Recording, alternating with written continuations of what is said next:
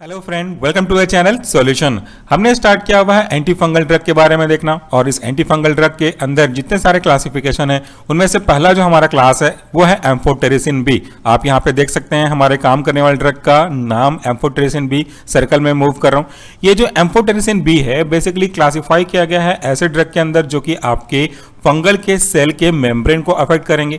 तो ये डायग्राम आप देख सकते हैं, एक रफ डायग्राम है, ये पूरा मैकेनिज्म का एक साथ कंबाइंड रूप से। अब मैं आपसे डिस्कस करूंगा इनके काम करने के तरीके को, मैकेनिज्म ऑफ एक्शन को पावर पॉइंट एनिमेशन की मदद से। लेकिन उससे पहले कुछ बेसिक पॉइंट को क्लियर कर लेते हैं ताकि आपको एनिमेशन समझने में बड़ी आसानी हो जाए। कभी भी जब हम बात करते हैं एंटी फंगल ड्रग की तो उस एंटी फंगल ड्रग को काम करने के तरीके के हिसाब से अलग अलग क्लासिफाई करते हैं। यहाँ पे जो हमारा एम्फोटेरिसिन बी है वो ये आप जो फंगल का सेल देख रहे हैं, और इस फंगल के सेल में जो ग्रीन कलर का आप देख सकते हैं ये है सेल मेम्ब्रेन। तो ये जो एम्फोटेरिसिन बी है वो इस सेल मेम्ब्रेन के फंक्शन को अफेक्ट करेगा। तो ये भी जानना बहुत जरूरी बन जाता है कि सेल मेम्ब्रेन है क्या, सेल मेम्ब्रेन का काम क्या है जिसकी वजह से फंगल अपना मूवमेंट करता रहता है, अपना रेप्लिकेशन, अपने ग्रोथ करते रहते हैं। बेसिकली ये जो सेल मेम्ब्रेन है वो फॉस्फोलिपिड बायलेयर का बना हुआ होता है, यहाँ पे आप देख सकते हैं, और आपने इसको कोगुलुसी के साथ साथ कोलोजी में भी पढ़ा हुआ है, यानी कि हर एक फार्मेसी के सब्जेक्ट में कहीं ना कहीं पढ़ा होगा। सेल मेम्ब्रेन बना हुआ था फॉस्फोलिपिड बायलेयर का। ये जो फॉस्फोलिपिड बायलेयर हैं वो बेसिकली सेलेक्टिव होते हैं मूवमेंट के लिए, यानी कि ट्रांसफर ऑफ मॉलिक्यूल और ion across the cell membrane जो हमने पढ़ा है उसी के लिए रिस्पॉन्सिबल होते हैं। तो ये एक बड़ी ही महत्वपूर्ण जिम्मेदारी होती है सेल मेम्ब्रेन की, और इसी प्रोसेस के थ्रू वो सेल को सर्वाइव करने में मदद करता है। अगर हम किसी तरीके से इस फंगल सेल के सेल मेम्ब्रेन के काम को अफेक्ट कर दें, इनमें लीकेज कहीं ना कहीं से कॉज करा दें, ताकि ये जो अंदर के एलिमेंट्स हैं या जो इलेक्ट्रोलाइट्स हैं या मॉलिक्यूल्स हैं वो लीक आउट हो जाएं, बाहर लीक आउट हो जाएं, तो बाहर लीक आउट होने की वजह से अंदर इनकी कमी हो जाएगी और इसकी वजह से सेल की डेथ हो सकती है। इसके साथ साथ सेल के डेथ होने से ही इस फंगल के द्वारा जो भी किसी पर्टिकुलर व्यक्ति के बॉडी में ग्रो कर रहा होगा उस फंगल के सेल के डेथ होते ही वो इन्फेक्शन धीरे धीरे ठीक होने लगेगा। यही तो है हमारे एम्फोटेरिसिन बी के काम करने के तरीके। यहाँ पे भी आप पढ़ सकते हैं कि एम्फोटेरिसिन बी कैसे काम करता है, कैसे हाइड्रोफोबिकली या इंटरैक्ट करता है अर्गोस्टॉल से। अब आते हैं मेन पॉइंट पे, फिर शुरू करेंगे एनिमेशन। ये जो फंगल सेल है, इस फंगल सेल का सेल मेम्ब्रेन बना हुआ होता है अर्गोस्टॉल से। अर्गोस्टॉल के बनने का एक बायो पाथवे होता है, बायो सीक्वेंस होता है, जिसको हमने पहले भी डिस्कस कर चुके हैं। वो एक रफ में आप यहाँ पे देख सकते हैं। स्क्विलिन, ये जो स्क्विलिन है फिर स्क्विलिन इपॉक्सीडेज एंजाइम की मदद से स्क्विलिन इपॉक्साइड बनता है। ये स्क्विलिन इपॉक्साइड आगे कन्वर्ट होता है लेनोस्ट्रॉल में, ये मेन है। ये जो लेनोस्ट्रॉल है फिर आगे जाकर के 14 अल्फा डिमेथिलेज एंजाइम की मदद से बनता है अर्गोस्ट्रॉल। ये फाइनल जो प्रोडक्ट बना अर्गोस्ट्रॉल, जो कि एक स्ट्रॉल का एग्जांपल है, यही अर्गोस्ट्रॉल यहाँ पे एरो में भी आप देख सकते हैं, ये ग्रीन कलर का सेल मेम्ब्रेन बनाता है, प्रोटेक्शन का काम करता है, इसकी मदद करता है बाहर से आने वाले स्टिमुलस से इसको मदद करने के लिए। तो हमारा टारगेट है कि कैसे भी करके हम इस सेल मेम्ब्रेन की परमिएबिलिटी को बदल दें, परमेबिलिटी को अफेक्ट कर दें, एक पोर कॉज कर दें। तो ये एक बेसिक जानकारी हो गई थ्योरी के पॉइंट ऑफ व्यू से। चलिए अब इन जो चीजों को मैंने कहा है उसे लाइव देखते हैं कि होता क्या होगा। सबसे पहले हम कंसीडर करते हैं एक फंगल सेल को। तो यहाँ पे जो आप एक स्ट्रक्चर देख रहे हैं राउंड शेप में, ये मान के चलते हैं कि फंगल का सेल है। ये जो ग्रीन कलर के बाहरी बाउंड्री दिख रही है आपको, ये है फंगल का सेल मेम्ब्रेन, तो इसे हम कह सकते हैं फंगल सेल मेम्ब्रेन।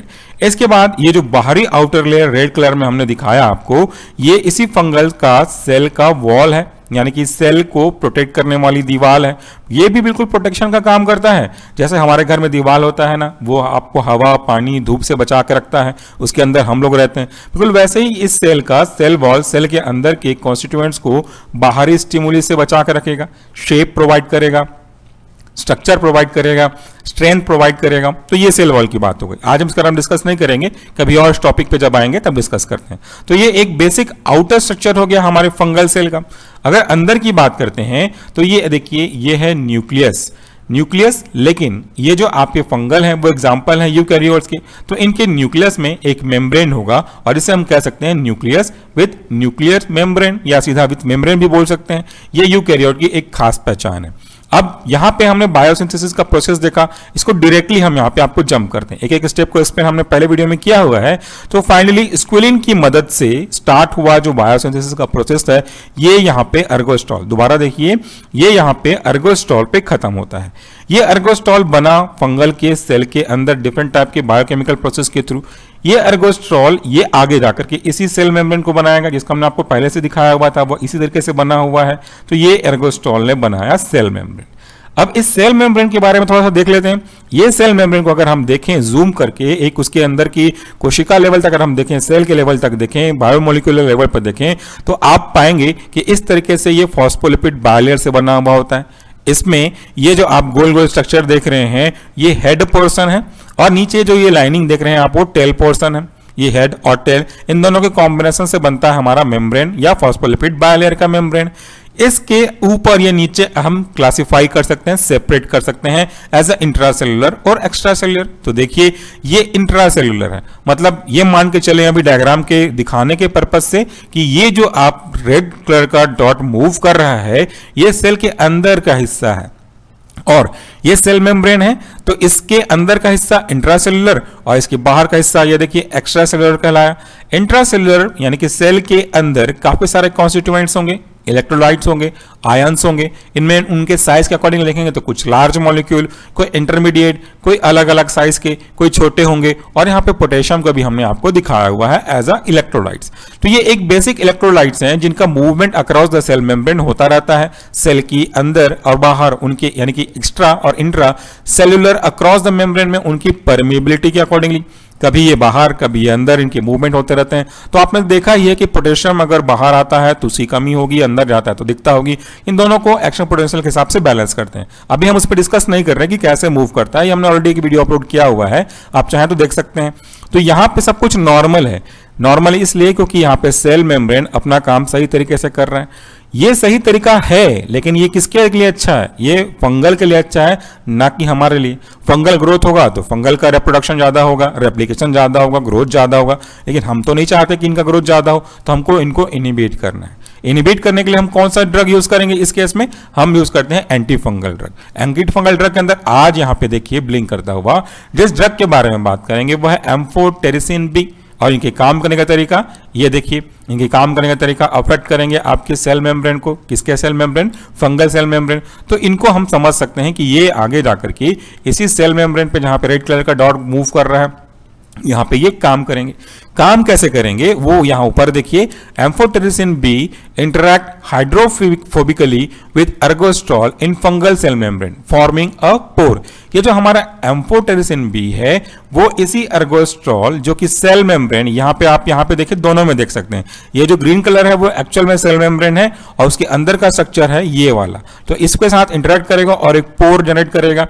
पोर मतलब एक छोटा सा स्पेस, या सिंपल भाषा में कहूं तो एक छोटी सी छिद्र, छेद, जिसके थ्रू कोई चीज मूव करेगा। अभी तो इनका मूवमेंट का अक्रॉस बैलेंस बराबर है, लेकिन अब ये डैमेज कॉज करेगा। देखिए एम्फोटेरिसिन बी ने यहां पे अटैक किया और ये अटैक के कारण से आपके सेल के मेम्ब्रेन में पोर जनरेट हुआ। दोबारा देखें ये नॉर्मल है, एम्फोटेरिसिन बी के आते ही ये गायब हो गया। तो अब सेल मेम्ब्रेन में एक पोर जनरेट हुआ, या यूं कहूं कि सीधा सा एक रास्ता बन गया। दीवार को किसी ने छेद कर दिया, तो दीवार के छेद के थ्रू ठंडी हवाएं, गर्म हवाएं या कोई अनवांटेड चीजें मूव करने लगी। बिल्कुल वैसा यहाँ पे रिद्र हो गया, एक पोर जनरेट हो गया। मैंने इसको आपको बलून को भी दिखाया था वीडियो में, व्हाइट बोर्ड प्रेजेंटेशन में। अब इसके कारण से क्या होगा? इसके कारण से जो भी छोटे मॉलिक्यूल होंगे वो मूव करने लगेंगे इंट्रा टू एक्स्ट्रा, सेल के अंदर से बाहर। तो पोटेशियम इनमें से एक इंपॉर्टेंट है, हाइड्रोजन भी इंपॉर्टेंट होते हैं, वो भी निकलते हैं, क्लोराइड आयन भी निकलते हैं, और अदर टाइप ऑफ इलेक्ट्रोलाइट भी निकलते हैं। तो ये पोटेशियम लीक हुआ। पोटेशियम के साथ साथ और भी अलग अलग तरीके के जो इलेक्ट्रोलाइट होते हैं वो भी निकलते हैं, और इनके निकलने के कारण से यहाँ पे देखिए नीचे मैं आपको हाईलाइट कर रहा हूं ब्लिंक करते हुए। इससे क्या होगा? Potassium and other small molecule are lost through this pore, और क्या कॉज करेंगे? और कॉज करेंगे सेल डेथ। यानी कि अब ये लीकेज हो गया, तो अब अगला स्टेप यहां पे देखें, दोबारा देखिए, इनकी वजह से आपके सेल में क्या असर पड़ेगा? इससे जो सेल का मेम्ब्रेन था, दोबारा देखें, सेल का जो मेम्ब्रेन था वो रप्चर हो जाएगा, सेल डेथ हो जाएगी। एक्चुअली यहां पे हम दिखाना चाह रहे हैं कि सेल की डेथ हो रही है। क्यों सेल की डेथ हो रही है? क्योंकि यहां पे सेल के मेम्ब्रेन में पोर जनरेट हुए, यहाँ पे जो बैलेंस था वो अब पोर जनरेट हो गया इस एम्फोटेरेसिन बी की वजह से। तो ये था सिंपल सा एम्फोटेरेसिन बी के काम करने के तरीके as a anti fungal drug. उम्मीद करता हूं कि आपको छोटा सा step by step PowerPoint presentation साथ ही साथ इनका जो एनिमेशन था ये आपको समझ में आया होगा। अगर आप अपने मेन एग्जाम में कभी भी इसके मैकेनिज्म के बारे में पूछते हैं तो इस तरह के डायग्राम अगर आप बनाएंगे अपने मन से तो आपके मार्क्स काफी अच्छे मिलेंगे, साथ ही आप अपने आंसर को बहुत ही सुंदर तरीके से रिप्रेजेंट कर पाएंगे। So friend, that's all for the day. Thank you very much for watching and listening this video. नमस्कार।